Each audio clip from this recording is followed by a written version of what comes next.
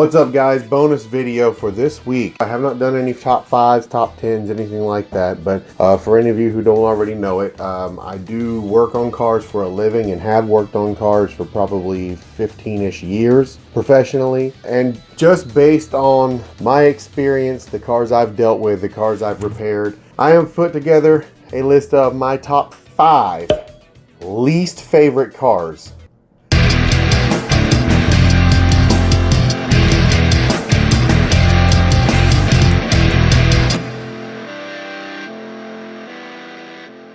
First car is going to be the Dodge Caravan, also known as the Chrysler Town & Country, and the Plymouth Voyager, if anyone remembers those. Now this is specifically the 90s and 2000s models one.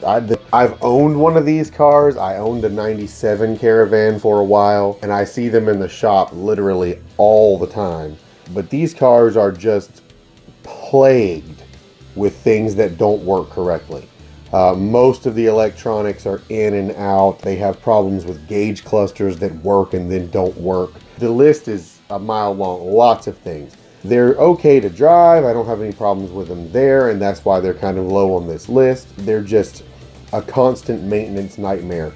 Plus, the transmissions are prone to just randomly, catastrophically fail. I've dealt with that with so many different ones. So that's going to be number 5 for me. Number 4, still sticking with Chrysler, is the LHS Intrepid Concorde platform. They're all basically the same car. It's the same thing as the older Chrysler 300M. These cars were produced in the same time frame as the vans that I just had on the list. And basically they all share the same chassis. A lot of the same engines are available.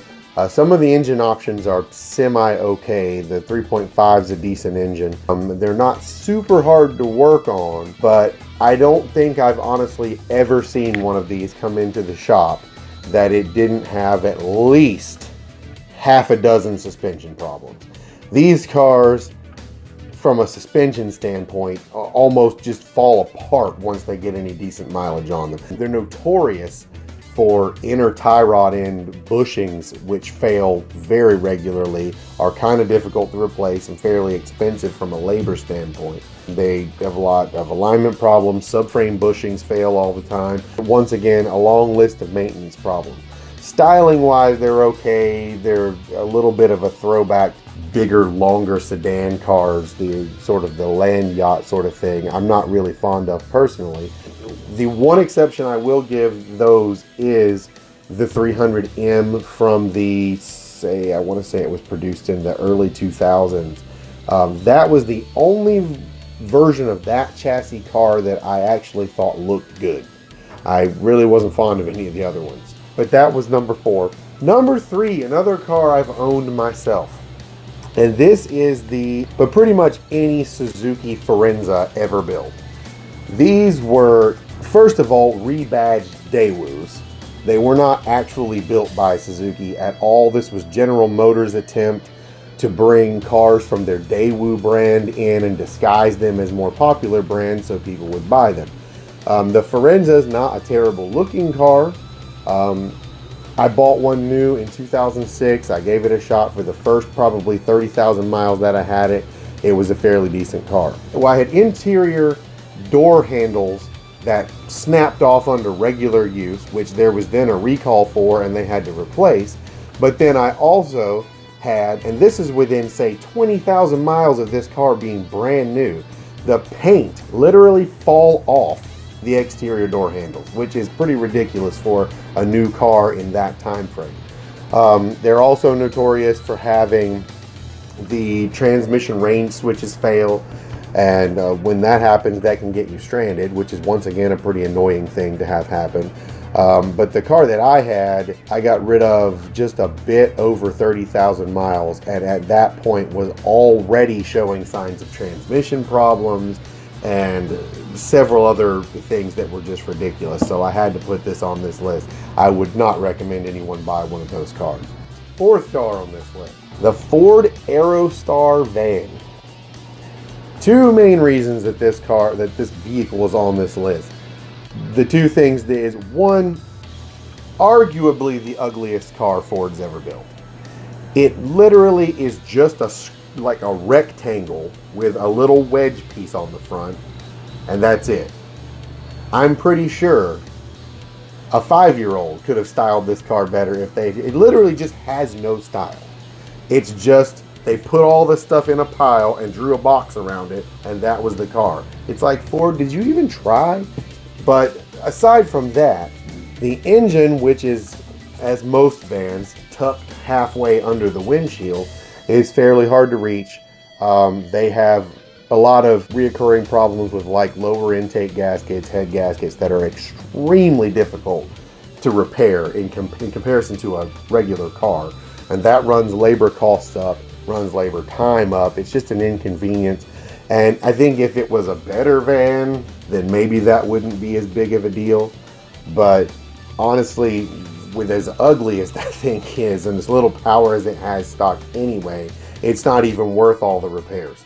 So that's why that one's on the list. And number 5, and this is probably my top horrible car that I see come in the shop.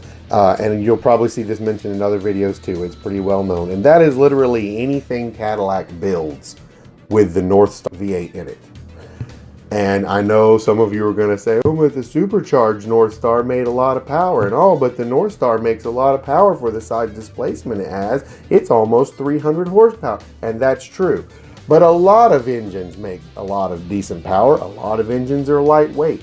A lot of engines have a lot of the good features of a Northstar. But what they don't necessarily have is the fact that design on these engines is terrible. The maintenance is terrible.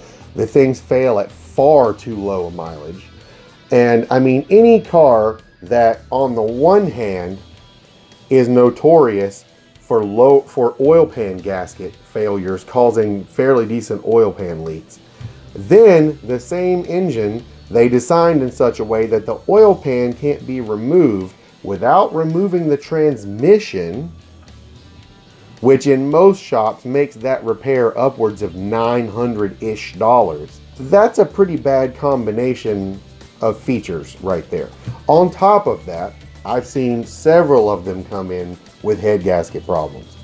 The head gasket problems in these cars generally will result in a new engine. And the reason why I say that, the way they're assembled, the blocks are assembled in jigs that keep pressure on them. They're bored in these jigs. And when they're assembled and bolted together, everything is great except that the main bearing girdle and the heads and the pressure that they apply to the block are essentially what keep the block straight. And if, in most cases, you pull the heads off of this car while it's in, or off of this engine while it's in the car, in a very high likelihood the block's going to twist. And even if you get it back together and it runs fine initially, it's going to be a fairly short period of time before you're going to have bearing problems and you're going to need an engine anyway. You know, an engine that's supposed to be Cadillac's flagship engine. This is supposed to be the Cadillac engine made exclusively for Cadillac by General Motors. I just think these flaws are unacceptable. I mean, if this is supposed to be the best you've got and you have problems that are this basic, and I mean, you're talking about, you spend a fairly decent amount of money on Cadillacs. They're more expensive General Motors brands. And then you buy them and the maintenance is so ridiculous. And honestly, I've never been that impressed with Cadillac in the first place, since for the most part, their cars are about the same as any other General Motors car. Just they tend to cost more. But just the cost to maintain the older ones is just not worth it, in my opinion. So if anything other than a new one with a warranty, I stay away from. But anyway, these are all just my opinion. If you like these cars, great for you. And if you disagree, or if you think I've missed some cars that should be on this list, please let me know down in the comments. I can, of course, make a revised list later, but I would love to hear what you have to say. Anyway, this is a little bonus video I wanted to put together, give some people some insight on maybe some cars they haven't seen before. But that's it. Appreciate it. We'll see you later.